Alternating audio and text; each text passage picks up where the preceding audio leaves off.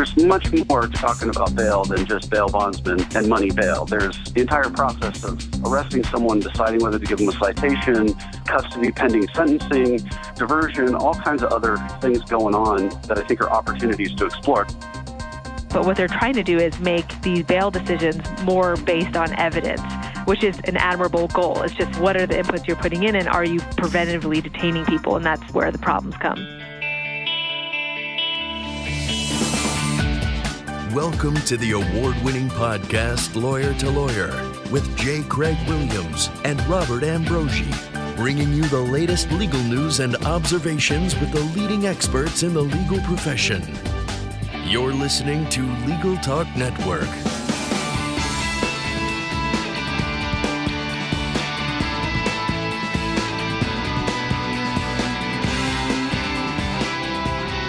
And welcome to Lawyer on the Legal Talk Network. I'm Craig Williams, coming to you from a sunny Southern California.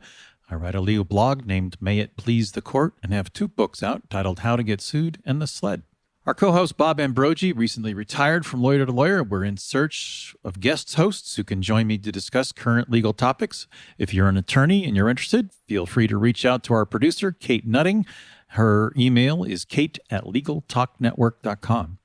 And before we introduce today's topic, we'd like to thank our sponsor, Clio. Clio's cloud-based practice management software makes it easy to manage your law firm from intake to invoice. You can try it for free at Clio.com. That's CLIO.com. Well, the Eighth Amendment to the Constitution states excessive bail will not be required or excessive fines imposed or cruel and unusual punishment inflicted. On August 28th this year, 2018, Governor Jerry Brown of California signed into law the California Money Bail Reform Act, more commonly known, or as it started out, as Senate Bill 10. This legislation eliminates cash bail, replacing it with a risk assessment of an individual, and will go into effect in October of 2019. After a 2-year push, SB 10 was approved largely with Democratic support, but it faced heavy opposition from many, including, not surprisingly, the bail industry.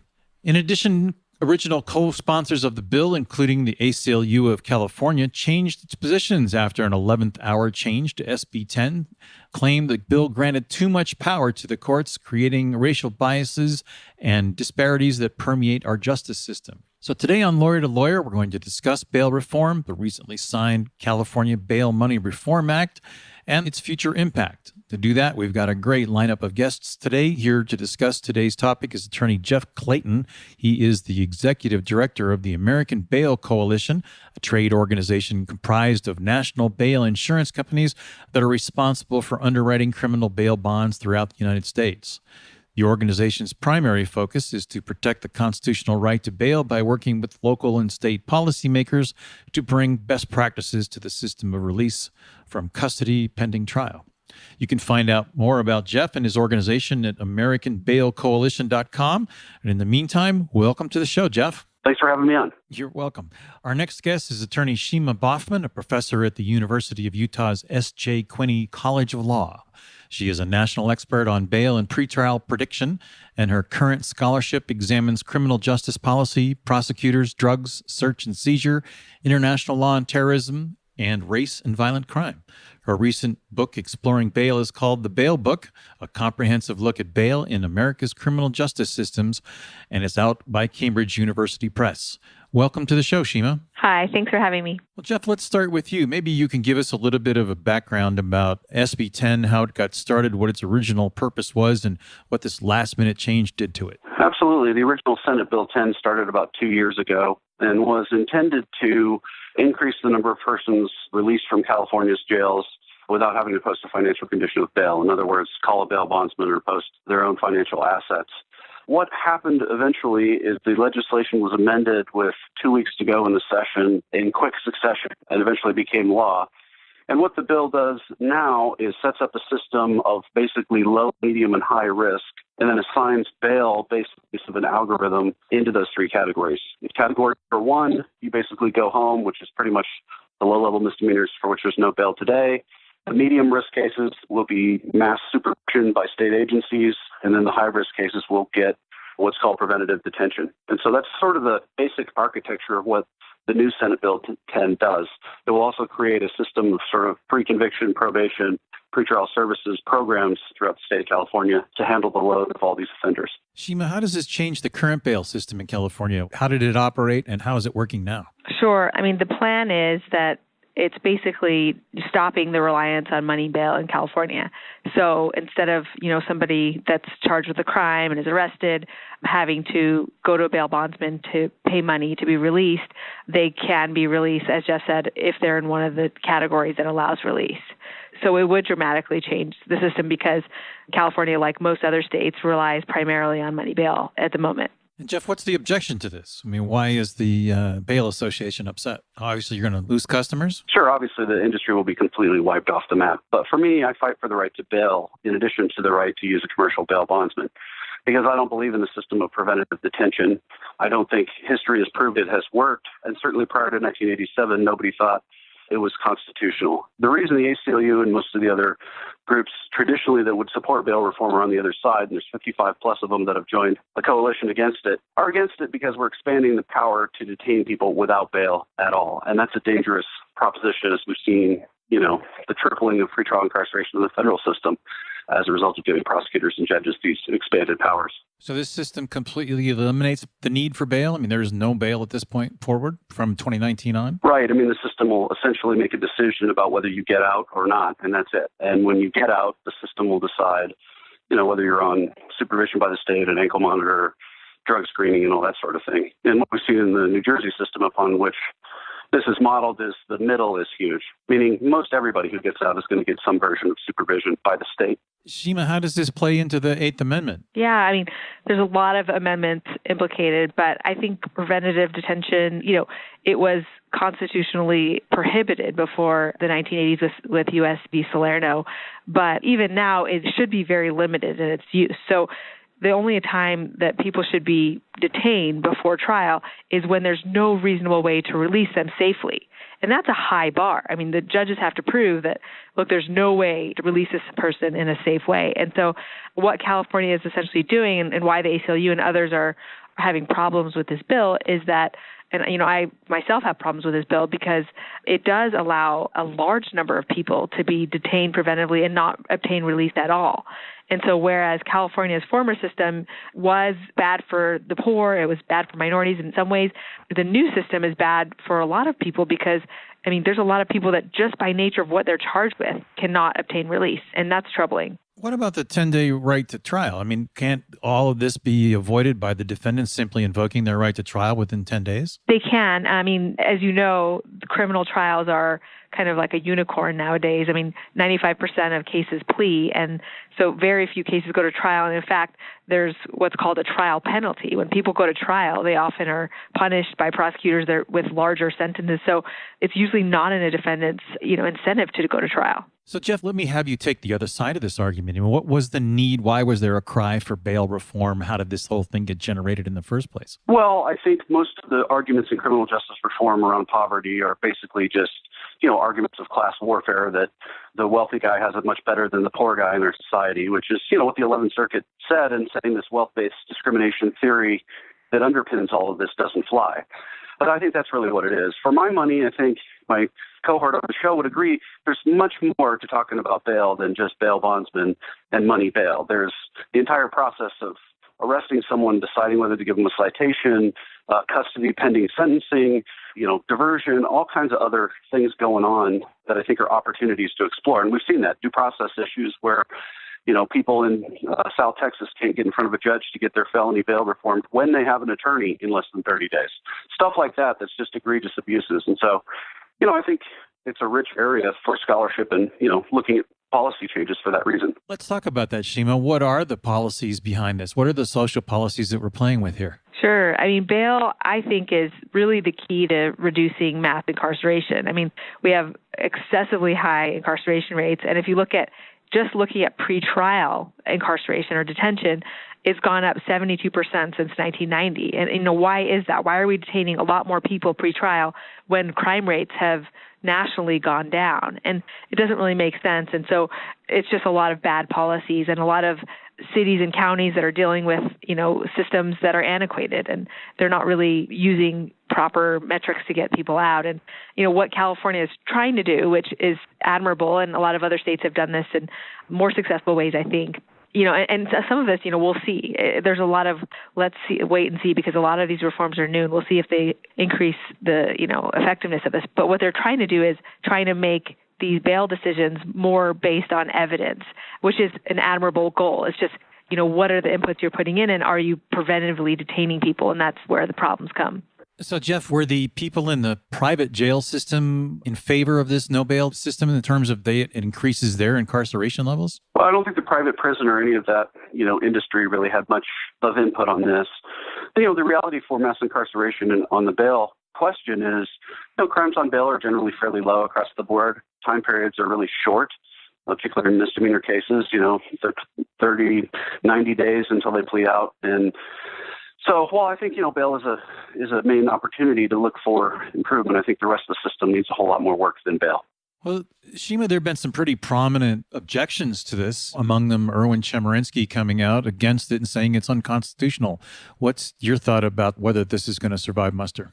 Yeah, the system, as declared by one California appeals judge in California, was unconstitutional. And some of the problems people are having is that when release from trial, which is a basic fundamental right under due process, is based on how much money you have. And, a judge unknowing will set a $200 bail, for instance, in a lot of jurisdictions. And a lot of defendants don't have $200 to even pay to get out. And so, if we're discriminating for people that are equally situated, with a criminal charge, and some people are not able to obtain release just because they don't have money in their bank account, that's where the Constitution comes in and says that violates the Due Process Clause. It violates Equal Protection Clause of the 14th Amendment, and also the Due Process Clause of the 14th Amendment. So that's where a lot of litigation nationally has kind of taken root, and there's a lot of other systems that have said, this is unconstitutional, that we don't have this right. And kind of to put it in context, we are the only country besides the Philippines that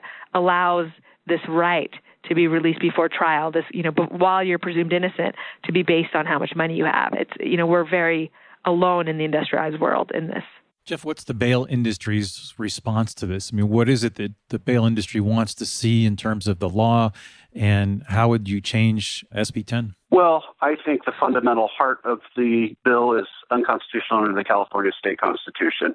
Let's just get down to brass tacks. The two other states that did this had to change their constitution because the Constitution says everybody has a right to bail with very limited exceptions.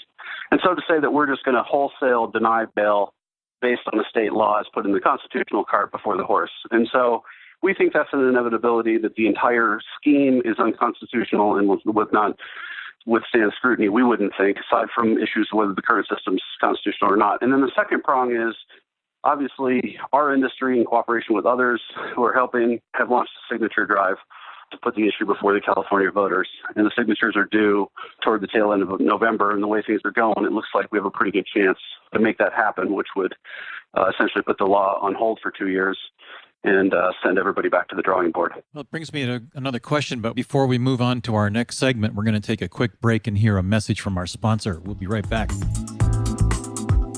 Imagine what you could do with an extra 8 hours per week. That's how much time legal professionals save with Clio, the world's leading practice management software. With intuitive time tracking, billing, and matter management, Clio streamlines everything you do to run your practice, from intake to invoice. Try Clio for free and get a 10% discount for your first 6 months when you sign up at their website, Clio.com, that's CLIO.com, with the code L2L10, that's L2L, the number 10. And welcome back to Lawyer. I'm Craig Williams, and we're joined by attorney Jeff Clayton, the executive director of the American Bail Coalition, and attorney Shima Boffman, a professor at University of Utah's S.J. Quinney School of Law. Well, Jeff, before the break, we were talking about this bail segment and what two other states had done, New Mexico and New Jersey, having to change their constitutions. It looks like California may have to do the same thing in order to get this. But you were talking about proposition to put on the ballot. Do you think that Californians are going to vote against this? What's the polling showing at this point? Well, it's too early for that. And just, you have 90 days from the day the governor signs it. So you have to scramble and you don't really know what the outcomes were. I would tell you that one of the reasons that counseled us to go for it was really the support of the 55 civil rights groups who came out against this legislation and are still railing on this legislation to say that, yeah, there's all kinds of solutions to the bail problems in California, many of which we have solutions to, which were ignored. But I think this is just a bipartisan bad idea. And I think that's what encouraged us to go forward. And I think that will be the ultimate undoing of this legislation. It's not only that it's unconstitutional, but that people on both sides of the aisle can agree that it's just not the right solution. And Shima, Jeff is saying that the bail industry thinks it's going to be eliminated, certainly here in California, if this turns out to be the case. But what has been the reaction of states across the country? Are state legislators clamoring to get this enacted, or to look and wait and see? Yeah, I mean, there's a lot of states that have moved towards eliminating money bail. I mean, 4 other states have eliminated it, and others have taken drastic steps, like New Jersey, we talked about, towards it. I think California's approach is not the best. I think, again, it's unconstitutional, the preventive detention scheme. I think the risk assessment instrument that they're advocating is too stringent. It will prevent a lot of people from obtaining release. And the goal of bail reform nationally has been to release more people. Like we talked about, these people that are being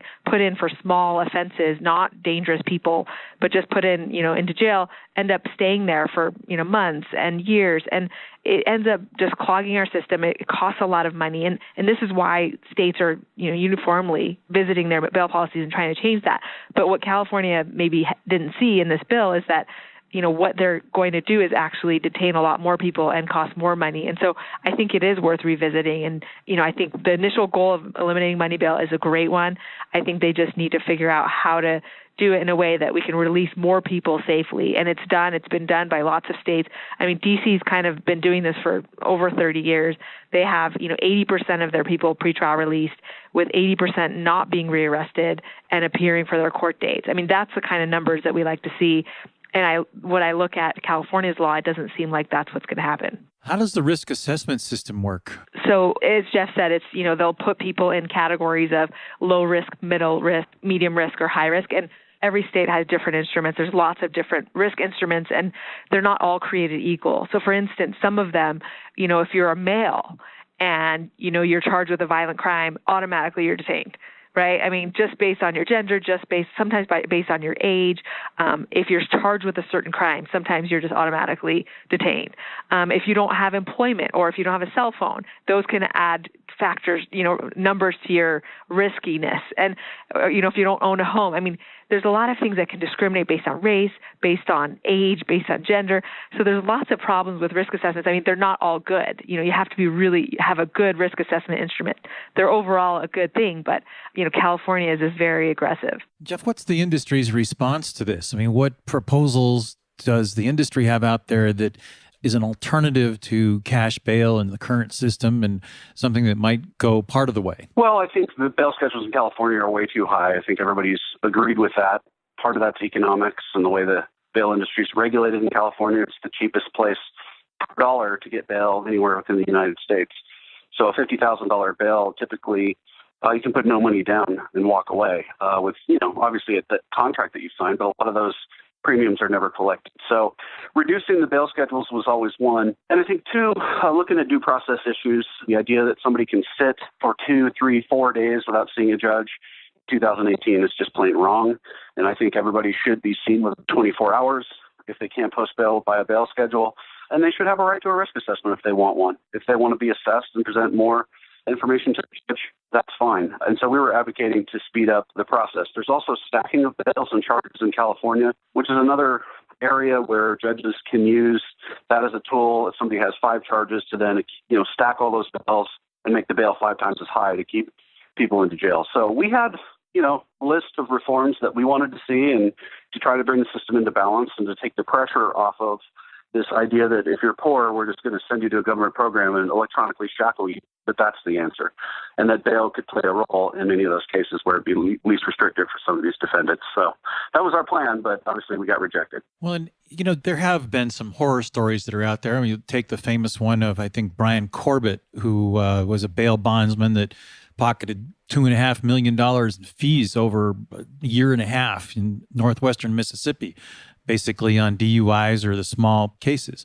How does the bail industry respond to that? What would you do in those instances to kind of curb that abuse? Well, obviously, we've supported stiffer regulations in the industry in California. Of course, I always like to point out that the clerk of the Philadelphia Superior Court was on the take for their cash bail system and probably stole a whole heck of a lot more than that. But there's always bad apples, I think, in every industry. And as an industry, we want to weed those people out. And right now, the California Department of Insurance, we think, does a fairly effective job. And we've been working with them to try to get them additional resources to go after some of the bad apples. Shima, is that the main objection to cash bail? I mean, the odd distribution of the benefits to the wealthy and the people that are scamming the system? What have been the objections to it? Yeah, the biggest objections to money bail are just that it's unfair. It's that people charged with the same crimes because they don't have money can't be released where others can be released. I mean, someone that's wealthy has no problem dealing with a $100,000 bail. Someone that's poor can't get out. And so in that sense, it's both unfair, but also allows sometimes high-risk people out. People that might be really risky. If a bail bondsman wants to insure them, then they can. Those people can be released. And so there's that danger that people are also concerned about. So, those are the two biggest objections. The other big one is racial, right? That Black defendants and minorities are often offered bails at 3 times the amounts as white defendants. And, that's not fair, right? And oftentimes they're not able to obtain release because of those high bail amounts. Jeff, the Eighth Amendment itself says that excessive bail cannot be charged, but therefore, I'm assuming that the industry is saying that since there's excessive bail, there has to be some form of bail that's available under the Constitution. Is that within the industry's position? Yeah, and certainly that's the ongoing challenge brought by former Solicitor General Paul Clement to New Jersey system that most likely we'll hear shortly will probably go to the U.S. Supreme Court, on that very point as to whether you have a constitutional right to bail. We think you have a right to bail in California. We think that's indisputable. We think it does mean money. And, obviously, it can mean more than bail bondsmen as well. We've seen states that don't have bail bondsmen, but there's still a fundamental right to bail. So we think on that point, we're correct that there is a right to bail. And obviously, legislators and judges can sort of decide how expansive it is or isn't. How does that position play out in the current jurisprudence, Shima? I agree that fundamentally under the Constitution and under current law, we do have a right to bail. It doesn't have to be one that's based on money, though. And so a lot of jurisdictions have applied that and allowed for pretrial release programs or other types of release, conditional release, where you sign documents saying I won't do X, Y, and Z and I can be released, or other types of monitoring. So I fundamentally agree with Jeff on that we do have a right to bail. We need to preserve that. It doesn't have to be and probably shouldn't be tied to money because of the unfairness that results. And, we're one of the few countries in the world that has this kind of privatized prison system, this privatized bail system, this ability for people to benefit off kind of the misfortune of criminal defendants, and that's a problem. Jeff, how many bail bondsmen are there in California? There's around 3,500 licensed agents. We're estimating the total workforce to be somewhere probably around 15,000 total workers. Both government and private? Oh, no, those would be all the folks that work, on the staffs of the bail agencies and that sort of thing. So if you add the licensed agents plus their staffs, we're thinking it's about 15,000 private sector jobs that will be wiped out. Wow. Well, it looks like we've just about reached the end of our program. I'd like to take this time to invite our guests to share their final thoughts and their contact information if they like. So, Shima, let's turn to you. Sure, yeah. So, Shima Boffman, I'm easily found on the University of Utah's website. And you want to learn more about bail, you can look at my bail book. It's called The Bail Book, and it's with Cambridge. So I appreciate you having me on. Thanks. Great. Jeff, your final thoughts and your contact information, if you would, please. Absolutely. Thanks for having me on, AmericanBailCoalition.org. Click in the news for all our most recent stuff. Pleasure being on your show. It's going to be an interesting issue, I think, for a long time. Well, perhaps when we get into 2019 and after this has been in place for 6 months or so, we'll have you both back on and revisit what kind of disasters are occurring at that point, if any. Great. Well, that brings us to the end of our show. If our listeners like what you hear today, please rate us in Apple Podcasts. You can also visit us on the LegalTalkNetwork.com, where you can leave a comment on today's show and sign up for our newsletter. I'm Craig Williams. Thanks for listening. Join us next time for another great legal topic. When you want legal, think lawyer to lawyer. Thanks for listening to Lawyer, produced by the broadcast professionals at Legal Talk Network. Join J. Craig Williams and Robert Ambrogi for their next podcast covering the latest legal topic. Subscribe to the RSS feed on LegalTalkNetwork.com or in iTunes. The views expressed by the participants of this program are their own and do not represent the views of, nor are they endorsed by, Legal Talk Network, its officers, directors, employees, agents, representatives, shareholders, and subsidiaries. None of the content should be considered legal advice. As always, consult a lawyer.